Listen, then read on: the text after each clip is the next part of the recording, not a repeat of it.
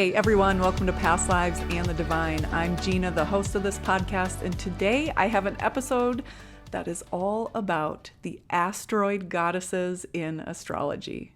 I have Meredith McCowan from Earthling Astrology and Ashley Sondergaard from the Yoga Magic podcast joining me for this conversation.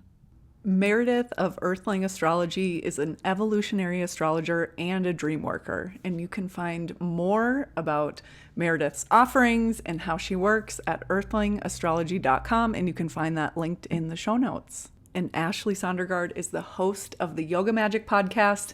She is also a studying astrologer, and her podcast is about self-care, self-discovery for those who are spiritually curious. So make sure to check out Ashley's links in the show notes. And just a quick reminder and my regular plea, wherever you're listening to this episode, if you could go and leave a review, click on the 5 stars, I would really, really appreciate that. That means more to this podcast than you would think. And if you think of a friend who might like this information, send them this episode. It could be a good way in to see if that friend of yours that you think might be kind of open to these woo-woo conversations. See if you can kick the door open a little bit with the Asteroid Goddesses. All right, whatever you do, thanks so much for being here. Let's gather around the fire for this conversation about the Asteroid Goddesses. Talking about Asteroid Goddesses, also known as the ladies, which is, I love the way you put that, Meredith. That's what I call them, yep. And I have Ashley here and Meredith. Ashley and I are both kind of learning in this space, and I have some questions. Ashley, I think you'll probably have questions, but Meredith, kick us off. Like, what can we know about asteroids and astrology? Maybe start there. For sure. Well, today we're going to be talking about the asteroid goddesses, which they are named Ceres, Juno, Pallas Athena, and Vesta. But I just want to put out there that there's tons of fun you can have with asteroids in your birth chart. There's like 30 or 40,000 named asteroids out there that have been discovered by people. You might actually have an asteroid named after you. So it's really fun to play on astro.com to pull up the asteroids. Like, for example, there's an asteroid named Skywalker. And my husband and I are both obsessed with Star Wars. And of course, Skywalker was in Capricorn at my birth, conjunct my sun. And at my husband's birth, it was conjunct his moon sign. So it gets crazy when you dive into asteroids. I even looked at Obama's chart, and there's a Michelle asteroid that's prominent in his chart. So it's wild. Funny. But today, we'll be talking about the 4 main goddesses. These bodies in space were discovered in the first 10 years of the 1800s. So they were all kind of discovered back to back. They're large bodies in space. I think most of them, if not all, are in the asteroid belt around past Mars. And they were all named after goddesses, which I love because historically, astrology has been very male oriented. Most of the female symbols in the birth chart are basically Venus and the moon. So as I say, I throw all the girls in my chart readings, and I think it's more fun to play with these symbols, and I'll describe each of them today. I'm going to be using a book named Asteroid Goddesses by Demetra George, who I think is one of the greats. So if you are a student of astrology and are interested in incorporating the asteroids in your practice, pick up this book. It is a great resource. So I'll be doing a little bit of the textbook. And then I also want to talk a lot about what I found in my own practice working with the ladies. That answer your question, kind of like when they were discovered, how we use them. Okay. Any questions? Astrology. I was just going to say, you guys, Astrology University, Demetra George does a lot of really cool classes on there for like super not expensive. If you ever want to take a live class with her or like get a record, I mean, these are some huge names on whatever topic it is. So anyways, that's all I wanted to add as a newbie too. I would say Demetra. Okay, good. Demetra is one of the greats. She actually has a workbook style book called Astrology for Yourself that I send all my astrology students to pick up that book. I actually used that workbook when I was learning. So she, again, in my top 10 of one of the great astrologers. Okay. So any questions about the goddesses or asteroids in general or how you can play with them? Otherwise, we'll go through the big 4 today. No, let's do it. Dive in. Okay. Let's start with Ceres, spelled Ceres. She is the Earth Mother. That is her symbolism in the chart. And she's associated with kind of home and family. Some other uses to look at her in a birth chart is like single parenthood, mother-child relationship. I have come to found that Ceres more often than not, 90% of the time symbolizes a woman in your life that is a mother figure that is not your biological mother. And 90% of the time, this in my practice is mother-in-law. And this was kind of an accidental discovery in my practice. So once I kind of nailed this down, I started working with Ceres as a symbol of mother-in-law, and it works quite well. And you can imagine in my practice, I have quite a bit of stories about mother-in-laws that come kind of and find me. Once in a while, this could be like a mentor or coach or an aunt, some other kind of mother figure in your life, but that's how I've been using her. And it's been kind of wild. So you too have mother-in-law figures in your life that maybe kind of like dive into your charts to see if that fits to describe this person in your life. And what else can I say about Ceres? I don't work with her a ton, besides I do work with her as like symbolic as a person. But Demetra, her book says, you know, Ceres is about deep family roots, extended family systems, tribes, prenatal care, childbirth, a lot about mother-child kind of like symbolism. So I don't work with this symbol a lot with men, actually, unless I'm talking to them about their mother-in-law, which does happen. Oh, so I'm wondering, like, with that, for example, kind of the representation of mother-in-law, and I don't know, I'm assuming, I'm asking more for like your opinion. I don't know if you have the capital T truth, but if someone, say, was like married 2 or 3 times, right? Like they had more than one mother-in-law. Is that like kind of like a theme of the relationship? Can it be a theme of the relationship? Or like, how does that come into play, I guess? You guys have no idea. I mean, I've heard this too. Like, I've had clients with numerous marriages, and they're like, I keep attracting the same kind of mother-in-law. And it's a repetitive cycle. But also remember, there's a positive and negative expression of everything in the birth chart. And I'm going to talk more about this with Juno. But yeah, Ceres will represent all of your mother-in-law figures, and maybe one of them was more of a negative expression. So if you have Ceres and Aries, for example, maybe they're a little bit more narcissistic or all about them, selfish. Otherwise, the positive expression would be like, oh, your mother-in-law has your back. She's a warrior for you. She's protective of you. So it depends on, again, the expression of the energy. Oh, okay. That's such a good reminder. Okay. Ashley, any questions from your end? Again, I'm not going to spend too much time on this one because I just use it. That's how I use her for the mostly, because I discovered this mother-in-law thing, and that's what people want to hash out with me sometimes. My only question, Meredith, is like, I mean, as someone who is still very much learning, and there's a lot of listeners out there that are learning astrology, like how much weight do asteroids have in comparison to other planets? Not as much. Right. So if I'm looking for like fertility symbols, which Ceres can indicate, I will put more weight on the moon than Ceres. But it's a little kind of like backup indicator. If someone is really struggling, getting pregnant, or, you know, something like that, I'll look at Ceres as kind of a plan B, if that makes sense. Okay. That totally makes sense. Oh, okay. That's really interesting. Yeah, good question. Totally. All right, next lady on my list is Pallas Athena. I love Pallas Athena. She is a warrior goddess. In mythology, she was the daughter of Zeus. And her basic symbolism that I work with is woman in a man's world. Her gift is also brilliance, intelligence at non-violent conflict resolution. I am besties with Pallas Athena. She's actually conjunct my past life symbol in my birth chart. So theoretically, I've been mastering her energy for lifetimes. And I totally relate to that woman in a man's world. I don't want to punch people in faces. I want to work through conflict verbally, kind of outside the box thinking. And what I see in my practice with particularly women, again, that have a prominent Pallas Athena, they have had their battles with the patriarchy. In corporate jobs, even working at McDonald's at 16, there's something inside a lot of these women that just are ready for battle. Not again to burn it to the ground or punch people in faces, but let's fix the systems that are broken. And honestly, the experiences I've had in the corporate world, very icky. I've had my battles with the old boys club, and it doesn't make you feel good at the end of the day, but I would not back down. I actually quit my last corporate job. I feel like I left in a hail of gunfire as I was standing up for the women that I was managing.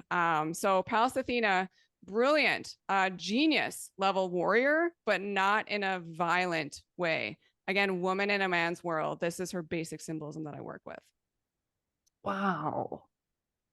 Demetra in her book says Pallas is also associated with artistic creativity, visual arts, drawing, painting, graphics, mental healing, visualization, also hypnosis. So maybe as I get more and more past life regressionists, I'll look at Pallas Athena. Maybe Gina, even pull up your chart. Yeah, I was just going to say, where is Pallas that? like, okay, what's going on as a hypnotist? Where is she? Hold on, I gotta find her. While you're looking for that, Meredith, like if you guys have done some reading on nonviolent communication in general, a lot of it has to do with not controlling other people.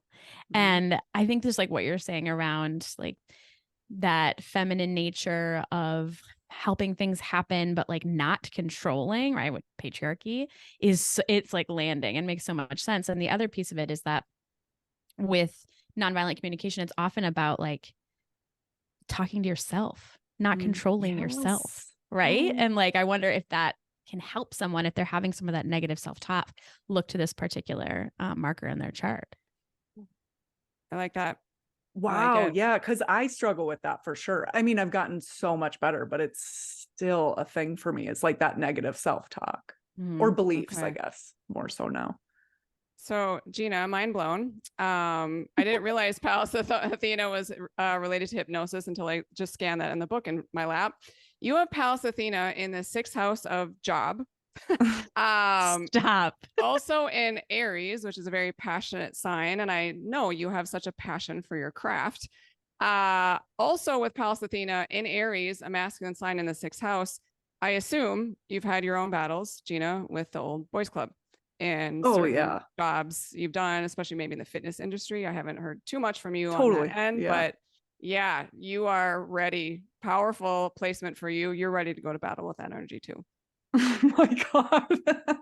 Then when you were reading it, I'm like, okay, this is somewhere in my chart because it feels very resonant. And then when you said hypnosis, I was like, all right, here we go. And why is it Pallas Athena? Or like I've only heard of like Athena in terms of, is that Greek mythology?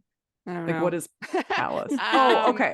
I don't know the answer to that question. Why is she named Pallas Athena, not just Athena? Yeah. I think the same thing. I think actually Athena showed up in the Wonder Woman movie. And I don't know where she got her name, but great question. Okay. For another astrologer to answer. And then Ashley, interesting, your Pallas Athena is in the 5th house of children. So you're giving birth to little warrior goddesses. I love it. Oh my God. My yes, God. Of course I am. You should see our house and the number of Wonder Woman costumes we have. So. Really? Oh yeah. Goosebumps. Okay. So yeah, Ashley, your kids all incorporate, a level of that warrior goddess wisdom that they're going to take into their lives with them. That is so cool. That is really cool. So why is this so fun to play with asteroids? Just like the keywords you can pick out in books and then look at your chart. All right, next on the list, unless you have any questions about our Lady Pallas Athena. That's it. Okay. We're going to save Juno for last. We're going to go to Vesta next. And I did something fun before we logged on today. So Vesta in mythology is associated with the Vestal Virgins of Rome. They sign like a 30-year contract to stay celibate and keep the main fire or something in Rome burning. And why Vesta is a loaded symbolism, and I want to actually go into her body and space as well. So first, with the symbolism in the Vestal Virgin, so yes, virginity, celibacy. Also, she symbolizes past lifetimes, being in lifetimes where you couldn't get out of kind of contracts, especially for women. So I see a lot of past life women in prostitution or even in like religion or nuns where you felt like you couldn't escape. That's kind of like you signed that contract with God or with your pimp. I don't know. That's how I work with her in past life symbolism. In outer space, I did some fact checking before we logged on. Vesta is thought to used to have her own magnetic field. So what that means is back in the day, Vesta was so large, she would capture other asteroids and they would go into orbit around her. So the way I work with this in a birth chart is like where in your life do you get sucked back into an old behavior pattern? It's like you try and break orbit from a person and you get sucked back into their life. Vesta is really hard to break away from, especially in a past life reading, because like you've been kind of sucked back into this lifestyle, sucked back into this, contract that you feel like you can't get out of forever. So I actually use her Vestal Virgin symbolism, life of contracts, or in this life, where do you feel stuck? And I also use her as like the body in space used to have her own magnetic field. So you might have trouble breaking orbit from situations, people, or thought patterns in your life. Any questions thus far? My God, I have so many questions. So that's really interesting. Just like thinking it in terms of like the contracts and the stuck piece, like the things that you just can't seem to get away from. Mm-hmm. And I work a lot with that in people with marriages who feel like they can't get out. And I really hammer them like, why? Why do you feel that way? What can't you do? So Vesta is a tough one. And then Demetra says she's associated with like prayer, meditation, devotion, purity, celibacy. And I'm going to keep this date private for myself, but I looked up before we logged on. I remember the approximate month and year I lost my virginity, and Vesta was transiting an angle in my chart. So another fun little homework you can do. Most people know that time. See if Vesta was doing something in your chart the day you decided to do that. So very interesting kind of playing around with, especially with people coming from religion, such as myself, kind of breaking orbit of those thought patterns and kind of like, going for that. Also, she can be an indicator if you're having trouble getting knocked up, sterility, impotence, kind of more sexual factors, again, associated with those Vestal Virgins of Rome. So, yeah. So okay, so what's my question here? If someone heard what you said and they kind of was like, oh, that's me. Like I always get like kind of stuck in this orbit of this thing or whatever. Like, what are ways you can kind of dig into that? Is it going to a date of a certain event, or would it be like the best place to start is your birth chart? Ooh, great With question. this one, and I guess. Gina, I've got your chart in front of me, so maybe I'll use yours. I would say to break orbit of something in your life where you feel stuck, and you can get out of it, but you just don't know maybe the path out. I would say start to harness the positive expression of the sign that Vesta lands in your chart. So Gina, for you, this is Leo, developing more confidence, bravery, fierceness. Gina, for you, she's in the career part of your chart, but also connected to your ancestry line. So there's a few things in your ancestry line to kind of break orbit from. So negative family patterns, things of that nature. My God. And you do that by becoming that lioness, getting some claws out, fierceness, kind of being a leader. It's almost like you have to lead your own self through some of the stuff that Vesta's keeping you stuck in. Whoa. That makes sense for you. I'm getting crazy goosebumps, Gina. So I am getting crazy full body chills. Like this is literally like every time I go on a road trip, like I obviously have a ton of time alone. And so there's a lot of thinking about myself and just reflecting. And one of the things that came up was I started to see, or just kind of like consciously become aware of like decisions in my past, ways I go about things that are like really limiting and keep me small. And it's all bullshit beliefs that were passed down from my parents, and they got it from theirs. And, I'm sure it's all the way back, but that's really interesting because I feel like I'm in the heat of like, how like these things just kind of become uncovered, like in waves, we kind of learn new things about ourselves. And that's what I'm in right now. So that is really interesting. Yeah. So your Vesta would be like embracing that main character Leo energy, which again is part of your North Node, but I don't think I've read Vesta in your chart before. I don't think so. And then Ashley, have you looked at Vesta in your chart? It's in the 12th house, so a little buried for you, but also in let me just double check this, square to your moon. So it's almost like, for me, I would interpret that as, my God, you're sucked into mom land. I was just going to say, I know what this actually is. Okay, tell me what it is. That's, Well, I probably can't say what it is because I don't want to hurt other people, but it could be some family dynamics there, potentially. And then I don't know, like with the 12th house being a very spiritual part of the chart, maybe you get sucked into repetitive patterns on your spiritual practices and you might get bored of them. You're like, oh, okay, I need to change it up a little bit, but you're great at that. So yeah, not only the house placement and the sign that Vesta resides in, but what planets is Vesta talking to in your birth chart. So yeah, that square to Moon Neptune is kind of where maybe Vesta keeps sucking you back in. It That is. Capricorn moon. That's Yep. an added That layer. Capricorn moon is a tough one. That Difficulty level just went up to 11. Do those okay? So then, what is the work then? When we identify, all right, okay, this is this is a challenge here. This is a repetitive cycle. What's next? Like after you break orbit, or maybe like I don't even know. How do you? When you recognize orbit, you're like, I'm in it. Lay in the just back that of your car shadow and cry. work? Yeah, there you go. Go on a road trip alone. And cry. When you break orbit, it's like, think of it like you're a little bit wobbly. You don't know which direction you're going. So it is a little uncomfortable when you break orbit because the orbit was your comfort. Like you kept getting sucked back in. You're like, that's what you know. So there is like a shedding skin like a snake thing happening when you do break orbit from Vesta. But know that even if you break orbit, it's going to be a lifelong struggle not to get to want to come back in. Yeah, this is not a snap your fingers like I'm done. So yeah, Ashley, you got that Capricorn moon even like rooting you. And I was going to say getting stuck back into mom land versus, your Vesta is an Aries, that self-care, that more selfish nature. Like, that's the angel devil on your shoulder. How much do I do for myself versus how much do I take care of everybody else with that Capricorn moon? Yeah. So yeah, Vesta is a fun one. Let me see if there's any other keywords I can throw at you from Demetra's book as I'm trying to find the page. 1 second. Workaholic, sacrifice to reach goals, personal dedication to service, career, hospitality. Ooh, secret societies. That would be fun to play with as well. Ooh. Heritage, tradition, sanctuary, treaties, contracts. So, I mean, I don't know if you guys can see the book and I know you can't see on the podcast, but there's like a whole page or two of keywords for each asteroid goddess. And I'm just kind of buzzing by them. So again, pick up this book if you're a student of astrology and play with all of them.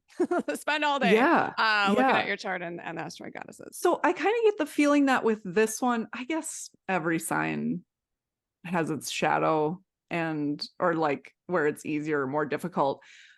But with this, I kind of see it almost like just how you said, even if you break from that orbit, it can feel unstable. It can feel unknown. It can be easy to get sucked back into that orbit. And to me, it's kind of reminds me of how I see my North Node in Leo, where it's like, this maybe isn't ever, if I'm going to wait to do something, if I'm going to wait until it feels like easy or natural, or I'm totally confident, like I'm never going to do anything in a way where it's almost like, is it true that the North Node is something that might always feel kind of difficult for me, might always feel like it takes a lot of effort to be kind of like embodying that energy or be in that space, however it shows up in life? It's kind of insatiable. That's the word I always use for North Node. Like you can never feel fully satiated. You're always sort of striving for it.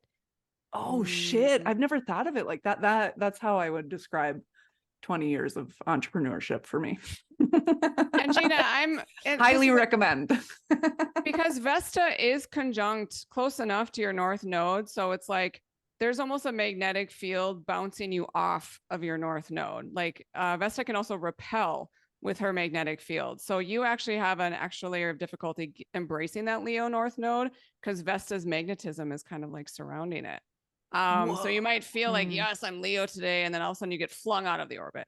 It depends. You can get repelled or sucked in. So there is like almost a magnetism always wanting you to get to that North Node. But Vesta's like, watch out. You got to make sure you've got this Leo confidence. Otherwise, I'm going to fling you back to the drawing board and you go back to your Aquarius cave for a while to recharge and like figure this out.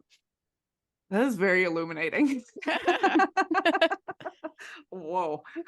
Ooh, and Gina, you've got a square with Uranus and Mercury. So Vesta, a lot of communication for you, like speaking your truth, embracing your authentic nature. You might not know what your authentic nature is day to day. There's a lot of kind of wonky energy there. Wow. Holy. I tell you what, astrology is just like, I don't know, it takes like the confusing parts of us and it's like, oh, here's like a lens to look at it in a way that kind of makes it's just more compassionate, instead of me just beating myself up about it, to be like, no, there's actually maybe things within me that make this a little bit more difficult than just, it, so do it. 100%. And Barbara Hanclough, another one of my favorite astrologers, I'm going to butcher this quote, but she said, astrology is the only tool that we have to understand yourself, not from an intellectual level. I mean, it is intellectual, but you understand it through the heart, because everybody has these symbols in their birth chart. Everybody. It's not just you. You're not alone here. So it's like astrology for me also is a tool of compassion for yourself and other people. And I forget the quote. I have it on my Instagram somewhere that she said, and I was like, oh, I've never thought of astrology like that, because it is a tool, and it's not typical therapy where it's just talk therapy or in your head analyzing things. There's so much feeling with this craft as well. Yeah. All right. Any more questions about our magical Vesta, our friend Vesta? Mm-mm. Okay. Last but not least, everyone's favorite, Juno. Her other name is Hera, wife of Zeus. So Juno, whether you're male or female or anything in between, represents spouse, soulmate, partner, even your best friend. Juno is a person in my practice, and this is where it gets tricky because all of your main long-term partners are represented by Juno. This works really well for me. This is the only opposition I have in my birth chart. Juno is exactly opposite my sun sign in Capricorn. So my partners have been, at least as an adult, have been very opposite as me, very yin yang. My husband is complete. We are so different. We are oil and water, but we're medicine for each other. That's what oppositions are. And since I'm a Capricorn, my Juno is in Cancer. It's the only Cancer placement that I have. My ex-fiance, a double Cancer. I found out after we split. That's when I started studying astrology. So there's many, many layers of symbolism. Juno has represented all of my long-term partners in a way. And again, positive, negative expression of everything. Sometimes Juno is, again, the sign of your partner. I don't want people listening to get in their head. For example, I have Juno in Cancer. My husband's not a Cancer. Is he moody like a Cancer? Yeah. Like all that kind of stuff. He does all the cooking, all that kind of Cancer stuff. But if you are studying astrology and you're currently single looking for that partner, I want to encourage you not to get obsessed with the sign placement. I really emphasize that. That does not mean your partner, like my example, will be a Cancer. So this is an interesting one to play with because I can pick out qualities of a future partner if you are single. Looking at the Juno placement, and I'll confirm that with a person by going back in time and asking about characteristics of their prior partners and personality traits. So if you guys played with Juno in your birth charts, maybe Ashley, you've been married quite a long time. I'm not sure if I've done a reading. Oh, yeah. I think we've touched on it before, and because you've seen both of our charts, and that does help. We've talked, and we're so opposite too, which is so interesting. Yeah. Well, you have Juno, Ashley, in Sagittarius conjunct exactly Saturn. So your spouse will be Saturnian, and he's a Capricorn. Yep. Capricorn. Of course. And anytime I see Juno talking to Saturn, this is a old partnership. Saturn is old, man. Saturn. Anytime I see Juno and Saturn, I'm like, you are destined for a karmic, old, ancient partnership. And actually, I assume you've had a few past lives with John come in. And I think as soon as you met him, you're like, there you are. Yep, we know each other. This is the old. I haven't found him yet in any past lives. And I guess I haven't been looking for him. But I've talked about this many times on the show and on this show too. Like the immediate soul recognition, at least from me, when we met, it was visceral. Like I was like shaking, and I don't know. I kind of was like, boy, like guys, like I don't want to date. I just want to have fun. So it was like very alarming in that moment. And he did not experience that. I did. Same with mine. Like I felt a lightning bolt. I don't think my husband did, but it doesn't matter. Like the divine feminine is on the rise. So our DNA was like ping, ping, ping, ping, ping. Listen to me. And this is a great symbol to play with, especially when you're in a partnership or you found your person, your spouse, or that even a best friend, if you're having trouble with your best friend, like look at Juno, see if they describe that quality. I mean, Ashley, with this Saturnian placement, plenty of challenges, plenty of Saturn situations. And I know you've been through that in your marriage. What else is Juno talking to? Trine to Venus. That's a slam dunk. So there's a love relationship, love underneath all of this. That's so sweet. And let's see, Juno is also, in a trine to Vesta. So it's, I don't work too much. Oh my God. Now this is like, you just say these words and now I'm like, well, of course. Like this. Okay. If it makes sense to you. So crazy. Yep. Makes sense to you. But yeah, that Saturn hit is the strongest and your Juno is in the 8th house. So it doesn't matter how long you know your spouse, there's probably something still mysterious about him with that 8th house placement. Okay. It's like there's some hidden depths to that man. So, and I know the Capricorns are famous at emotional containment. So see how that shows up. Containment. That's a good way to put it. Yep. And then Gina, curious, have I looked at Juno, also conjunct Saturn for you? Not as close as Ashley, really? but old partnership. And maybe if you're comfortable, we can throw Alex in here or. Yeah, totally. And I think you had the same experience when you and Alex first met, kind of like, oh, your body or your DNA was kind of like, ping, there's something about this person. We've known each other before. This is an old partnership for you as well. Yeah, what that is for me, because now that Alex and I are divorced, I mean, we're still very much family, best friends. Yeah. Still very important to me. But I notice like, it's almost like the shape of a body part, like an ear or a hairline or eyebrows, where I'm like, I don't know, it's this weird recognition and that's where it starts, but then it turns into a feeling. And so with Alex, it was very much that. It was like the shape of his ears was the first thing I was like, I've seen those before. Isn't that weird? Interesting. I think I heard you say this before. I love that. The ears. So weird. That's wild. And still to this day, sometimes I'll see a stranger with ears that maybe someone else would be like, they don't look alike, but something about the shape of it reminds me of it. And I'm always like, I wonder if I have a connection with that person too, And a lot of times it'll be like a woman, It's crazy.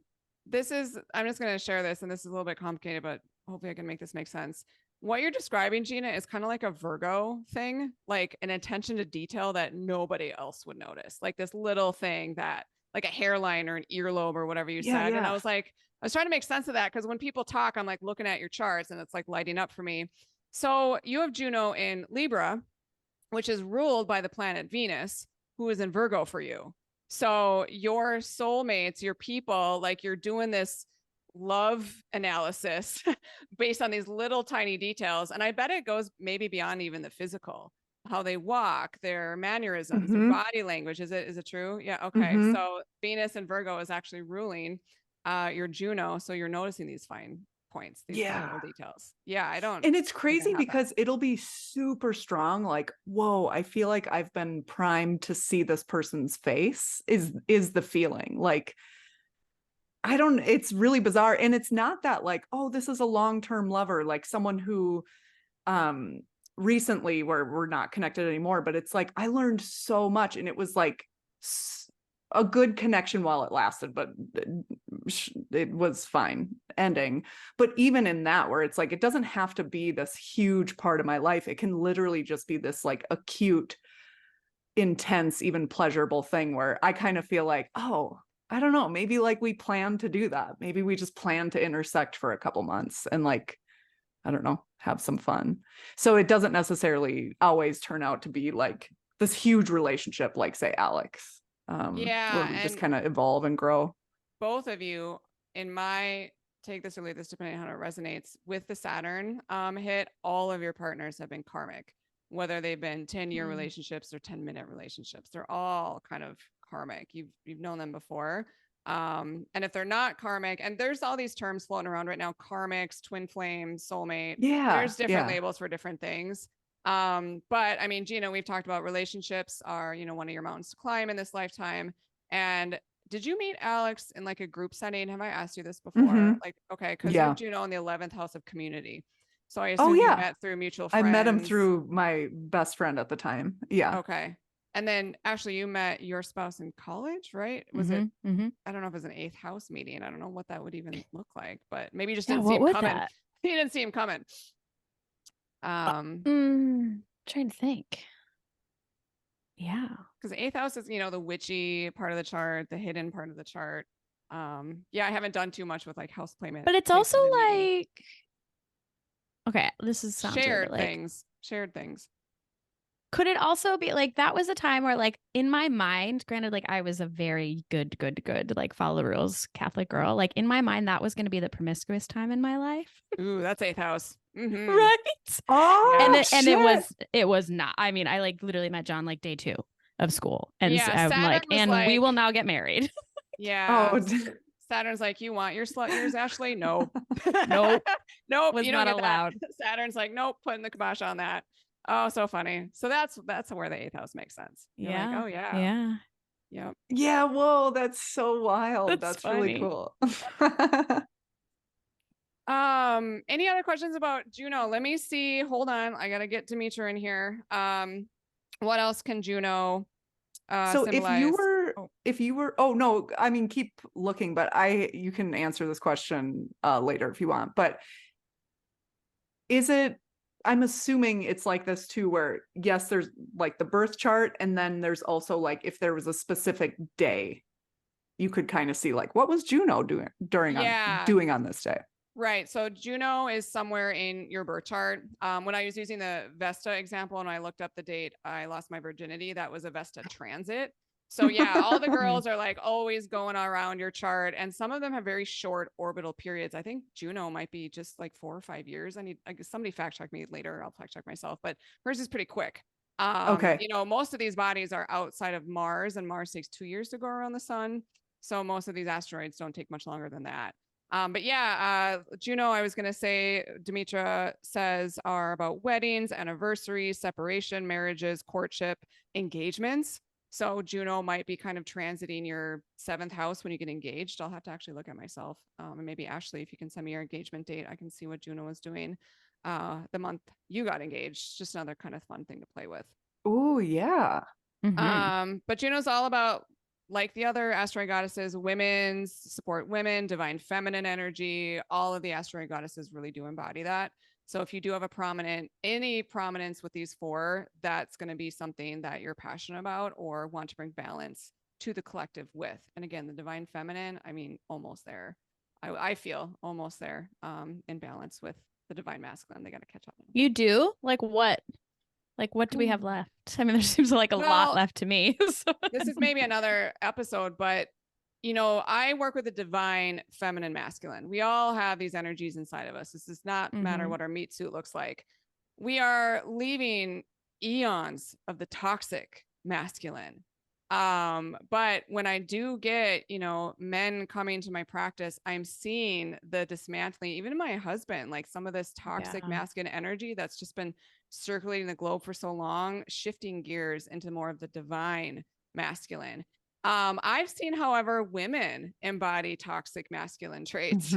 So it's all over the board. But yeah, we are coming in to a time I'm feeling better and better about the divine feminine coming into more balance with the divine masculine, and more, corruption exposed systems that aren't serving the people, more nurturing, caregiving, empathy that is showing up. Maybe not on the news, but in my face and my practice, I see it every day. So there's maybe more of an underground movement that's about to pop. And I'm excited for it. I'm here for it. Yeah, hell yeah. Cool. That's really cool. I often wonder that, like, maybe it's just the orbit that I'm in, but there's a lot of talk about like timeline shifting, new timelines, moving to a different timeline, blah, blah, blah, all that stuff. And sometimes I wonder if another word or another way to describe that is exactly what just happened here when you, Meredith, were like, I feel like the divine feminine is really starting to come into balance with the divine masculine. And it's like, we can all zoom out, watch the news, hear what's going on, but really our world is what we're doing all day, every day. It's the clients we see, it's our families, it's how we feel in our life, all of that stuff. And so sometimes I think when people talk about timeline hopping or anything, like they're waiting for something, and it's like, no, it's like you can literally create the world you want. Yeah. Choose it. Yeah. You know choose what your I mean? timeline. Like, yeah. And Okay.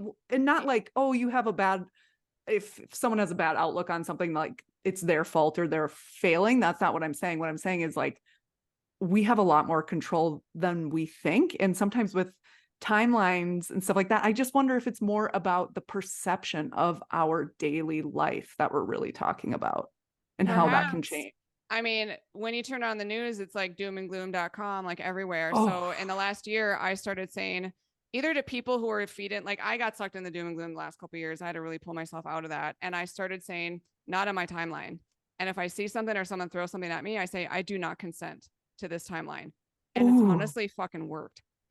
Like I'm starting to repel some of this negativity. And I'm like, nope. And I really sometimes still have to watch myself getting into the fear propaganda or whatever it is. And I'm like, nope, I do not consent. And I say, I demand it. I say, not on my timeline.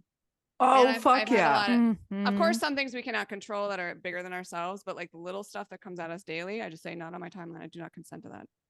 And it's, Yeah. And you guys, like, this is, I know, just like talking to people like in the yoga studio and just like out in the world, like people are like not okay. Like they're mean. They're not making eye contact. They're having these like really like hard moments. And what you're saying right now is like, you know, we can turn this around. We can, and we can be kind to people, and we can make choices that ultimately, yeah, not on my timeline you got to right now. choose to step into your power though. And there's so many. You so do. like, You do. The age of Pisces, the victim mentality, like that's a negative thing of the age of Pisces we're trying to transmute right now, but people are still I have to struggle too, not get sucked into the victim mentality. Yes. And step into our age of Aquarius power. And even having good friends like you, like call me on my shit.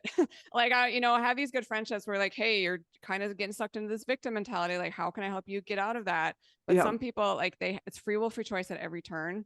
And we can't fix anyone. So all we can do sometimes is like be kind to them, even if they're not being kind back to us. And that's it. And just try and spread joy, ease and grace everywhere we go. I started doing that at Target. I hate going to Target in the grocery store, but we got to get our stuff, right? I know. I would just come home crabby. And then one day I was like, you know what? When I go to the grocery store, I go to Target, I'm going to try and make everybody's day better that I see.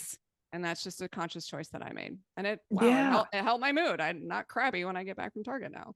And it's like, look, and you're like a ray of sunshine that someone can make eye contact with on a bad day that doesn't like push them down there. Because here's the thing, like systematic things, the government, the systems that we live with under, like there are obviously a lot of issues there. But what I'm talking about is like, yeah, exactly, like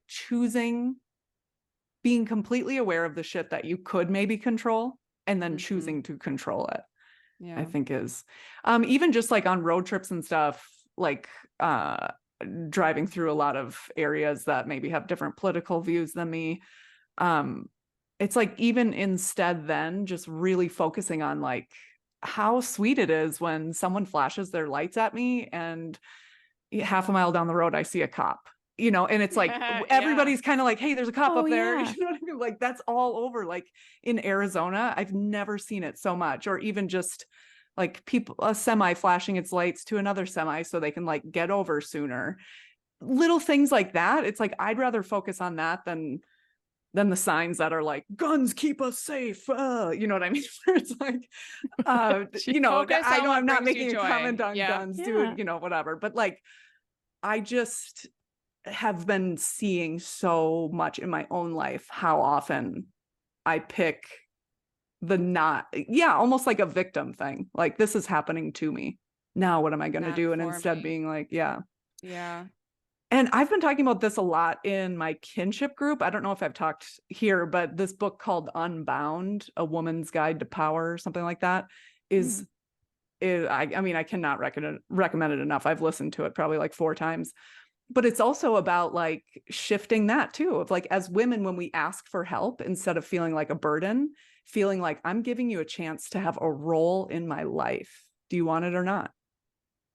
And even just shifting that mentality of like asking from a space of, I know I'm a burden, but as opposed to like, I would love to do this thing with you, or I would love it if you did this thing for me and I would feel this way because of it. Just like even making little shifts like that. Super tangent. Yeah, no. I want to read that book. all good. Highly recommend. Yeah, this was so great. Anything else, Meredith? Otherwise, this was amazing. No, just again, pick up Asteroid Goddesses by Demetra George. That is my go-to reference. And then practice. Look at your own chart. Don't take what I said today as truth. If Ceres doesn't work for mother-in-law for you, that's okay. We all kind of like come up with our own tools and interpretations for everything in the chart. So take what resonates and discard the rest after today. There it is. That is our episode for today. Thank you so much, Ashley and Meredith, for joining me. And thank you for listening.